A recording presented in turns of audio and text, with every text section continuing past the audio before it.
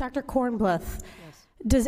at MIT, does calling for the genocide of Jews violate MIT's code of conduct or rules regarding bullying and harassment? Yes or no? If targeted at individuals, not making public statements. Yes or no?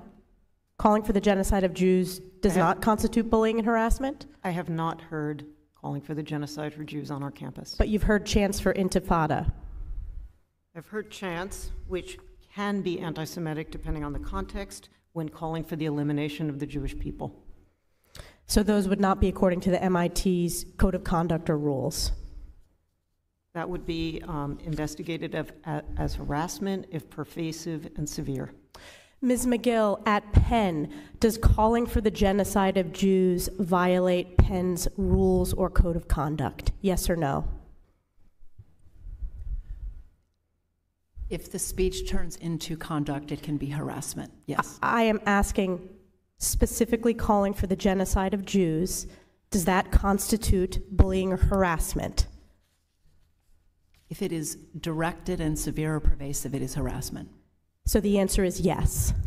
It is a context-dependent decision, Congresswoman. It's a context-dependent decision. That's your testimony today. Calling for the genocide of Jews is depending upon the context. That is not bullying or harassment. This is the easiest question to answer yes, Ms. McGill. So is your testimony that you will not answer yes? If it if the yes speech or becomes no? if the speech becomes conduct, it can be harassment. Yes. Conduct meaning committing the act of genocide?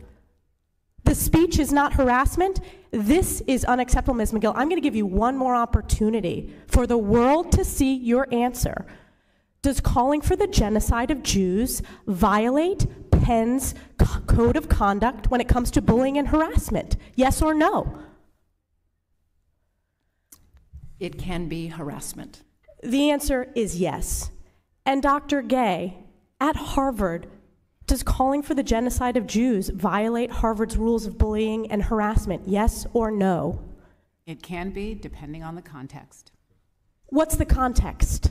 Targeted as an individual, at an individual. It's severe, targeted at pervasive. Jewish students, Jewish individuals. Do you understand your testimony is dehumanizing them? Do you understand that dehumanization is part of anti-Semitism? I will ask you one more time.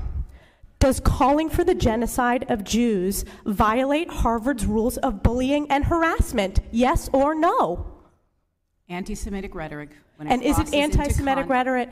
Anti-Semitic rhetoric, when it crosses into conduct that amounts to bullying, harassment, intimidation, that is actionable conduct, and we do take action.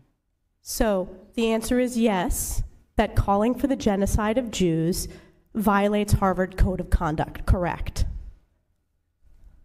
Again, it depends on the context. It does not depend on the context. The answer is yes, and this is why you should resign. These are unacceptable answers across the board.